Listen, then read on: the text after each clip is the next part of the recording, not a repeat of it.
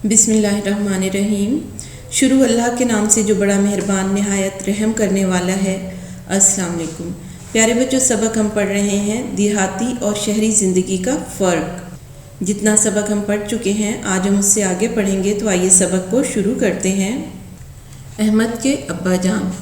واقعی دیہاتیوں کی صحت قابل رشک ہوتی ہے۔ جی بچوں، قابل رشک کے معنی ہے کسی میں ایسی خوبی یا خصوصیت موجود ہونا جس کو دیکھ کر اس پر رشک آئے اور دل میں یہ خیال پیدا ہو کہ ہمارے اندر بھی یہ خوبی یا خصوصیت موجود ہو۔ اس کی وجہ خالص اور تازہ خوراک بھی ہے۔ خالص کے معنی ہے ملاوٹ سے پاک۔ یہاں کے رہنے والوں کو تازہ سبزیاں، پھل اور خالص غذائیں میسر ہیں، انہیں مہیا ہیں، جبکہ شہروں میں یہ چیزیں غائب ہوتی جا رہی ہیں۔ جی پیارے بچوں، احمد کے ابا جان کیا کہتے ہیں؟ احمد کے ابا جان کہتے ہیں کہ دیہاتوں میں رہنے والوں کی صحت ایسی ہوتی ہے کہ انہیں دیکھ کر ہمارے دل میں بھی یہ خیال آتا ہے کہ کاش ہماری صحت بھی ایسی ہی ہو۔ اور اس کی وجہ کیا ہے؟ وہاں کی خالص اور تازہ خوراک ہے، یعنی ملاوٹ سے پاک خوراک ہے، تازہ خوراک ہے، انہیں تازہ پھل اور سبزیاں کھانے کو ملتے ہیں، جبکہ شہروں میں یہ چیزیں میسر نہیں ہیں۔ حسن: میں جب لاہور گیا تھا تو میں نے وہاں بہت سے لوگوں کو تنگ گھروں میں رہتے دیکھا تھا، ان گھروں کے صحن تو تھے ہی نہیں۔ جی بچوں، یہاں پہ حسن شہر کی ایک اور خامی بتا رہا ہے۔ حسن کہتا ہے کہ جب وہ شہر گیا تو اس نے تنگ گھروں میں لوگوں کو رہتے ہوئے دیکھا، بہت چھوٹے گھروں میں لوگ رہ رہے تھے اور ان گھروں کے صحن بھی نہیں تھے۔ احمد کے ابا جان: بات یہ ہے کہ گاؤں میں لوگوں کے پاس گھر بنانے کے لیے جگہ کا کوئی مسئلہ نہیں، یہی وجہ ہے کہ دیہات میں زیادہ تر گھر کھلے ہوتے ہیں۔ اس کے برعکس شہروں میں جگہ کی کمی ہے۔ برعکس کے معنی ہے الٹ، برخلاف۔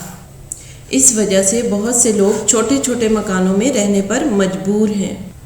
مجبور کے معنی ہے بے بس۔ دیہات میں زیادہ تر گھر ایک منزلہ ہیں، جبکہ شہروں میں کئی منزلہ عمارات ہیں۔ کئی عمارتوں میں سورج کی روشنی نہیں پہنچ پاتی۔ اب یہاں پہ احمد کے ابا جو ہیں شہروں میں تنگ گھروں کی وجہ بتا رہے ہیں اور گاؤں میں کھلے گھروں کی وجہ بتا رہے ہیں کہ دیہاتوں میں لوگوں کے پاس جگہ زیادہ ہوتی ہے، اس لیے لوگ کھلے گھر بناتے ہیں، جبکہ اس کے برعکس، اس کے الٹ دیکھا جائے تو شہروں میں جگہ کی کمی ہوتی ہے، جگہ کم ہوتی ہے، اس لیے لوگوں کے گھر تنگ ہوتے ہیں۔ اور دیہاتوں میں گھروں کی ایک ہی منزل ہوتی ہے، ساتھ میں صحن بھی ہوتا ہے، جبکہ شہروں میں ایسا نہیں ہوتا۔ شہروں میں کئی منزلہ عمارتیں ہوتی ہیں اور وہ ایک دوسرے کے ساتھ اس طرح سے جڑی ہوتی ہیں کہ ان میں پھر سورج کی روشنی بھی نہیں پہنچ پاتی۔ بلال: ماموں جان: میرے ابو جان کالج میں پڑھانے جاتے ہیں، تایا ابو ایک دفتر میں ملازمت کرتے ہیں، چچا جان ایک کارخانے میں کام کرتے ہیں۔ آپ لوگ کیا کام کرتے ہیں؟ جی پیارے بچوں، یہاں پہ بلال اپنے ماموں جان سے پوچھ رہا ہے۔ بلال چونکہ شہر میں رہتا ہے تو وہ اپنے ماموں جان کو اپنا بتا رہا ہے اور ان سے پوچھ رہا ہے آگے۔ وہ کہتا ہے کہ میرے جو ابو جان ہیں وہ تو کالج میں پڑھاتے ہیں، تایا ابو دفتر میں کام کرتے ہیں، نوکری کرتے ہیں، ملازمت یعنی نوکری کرتے ہیں، اور جو چچا جان ہیں وہ ایک کارخانے میں یعنی فیکٹری میں کام کرتے ہیں۔ تو آپ لوگ کیا کام کرتے ہیں؟ ماموں جان: دیہات کے لوگ زیادہ تر کھیتی باڑی کرتے ہیں، کچھ لوگ ملازمت بھی کرتے ہیں، مگر ان کی تعداد بہت کم ہے۔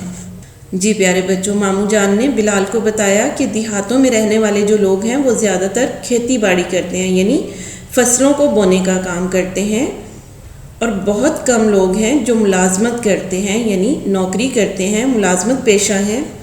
حسن: آپ کھیتی باڑی کا کام کیسے کرتے ہیں؟ جی بچوں، اگلا سوال حسن نے کر ڈالا ہے کہ آپ کھیتی باڑی کا کام کس طرح سے کرتے ہیں؟ ماموں جان: پہلے کھیتی باڑی کا سارا کام بیلوں سے لیا جاتا تھا، بیلوں کی مدد سے کھیتوں میں ہل چلاتے، کنووں سے پانی نکالتے، گندم کی گہائی کرتے۔ گہائی کہتے ہیں گندم کو ایسے مراحل، ایسے پروسیجر سے گزارنا جس میں توڑی الگ ہو جاتی ہے اور گندم کے جو دانے ہیں وہ الگ ہو جاتے ہیں، مگر اب ان کی جگہ مشینیں اور آلات آ گئے ہیں۔ اب ٹریکٹر اور ان سے چلنے والی زرعی مشینری نے کھیتی باڑی کے کام کو بہت آسان اور تیز کر دیا ہے۔ اس طرح اب کنویں بہت کم نظر آتے ہیں۔ آتے یہاں پہ مسنگ ہے، یہاں پہ ہونا چاہیے تھا، آپ خود لکھ لینا۔ بہت کم نظر آتے ہیں کیونکہ اس کی جگہ ٹیوب ویل نے لے لی ہے۔ یہاں پہ اب ماموں جان نے حسن کو ایکسپلین کیا ہے کہ کھیتی باڑی کا کام کس طرح سے کیا جاتا ہے۔ پہلے تو سارا کام بیلوں سے لیا جاتا تھا، یعنی کھیتوں میں ہل بھی بیلوں سے ہی چلائے جاتے تھے، کنووں سے پانی نکالا جاتا تھا، گندم کی گہائی کی جاتی تھی، توڑی اور دانے الگ کیے جاتے تھے، تو یہ کام بھی بیلوں کے ذریعے کیا جاتا تھا۔ اور بیلوں کے ذریعے جو کام ہوتا تھا اس میں وقت بہت زیادہ لگتا تھا اور محنت بھی زیادہ لگتی تھی، لیکن اب کیا ہوا ہے کہ اب نئی مشینیں اور آلات آ چکے ہیں، اور اس مشینری اور ان آلات کی وجہ سے نہ صرف یہ کہ کھیتی باڑی کا کام بہت آسان ہو گیا ہے بلکہ بہت تیز بھی ہو گیا ہے، یعنی بہت جلدی ہو جاتا ہے۔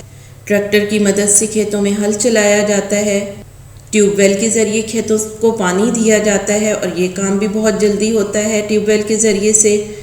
اسی طرح گندم کی گہائی کا کام جو ہے وہ تھریشر کے ذریعے سے کیا جاتا ہے، یہ بھی ایک مشین ہے جو گندم سے دانے اور توڑی کو الگ کر دیتی ہے۔ پیارے بچوں، سبق ابھی ہمارا مکمل نہیں ہوا ہے، سبق کا بقیہ حصہ ہم اپنے اگلے لیکچر پہ پڑھیں گے۔ آج کا لیکچر ہمارا یہیں پہ ختم ہوتا ہے۔ اللہ حافظ۔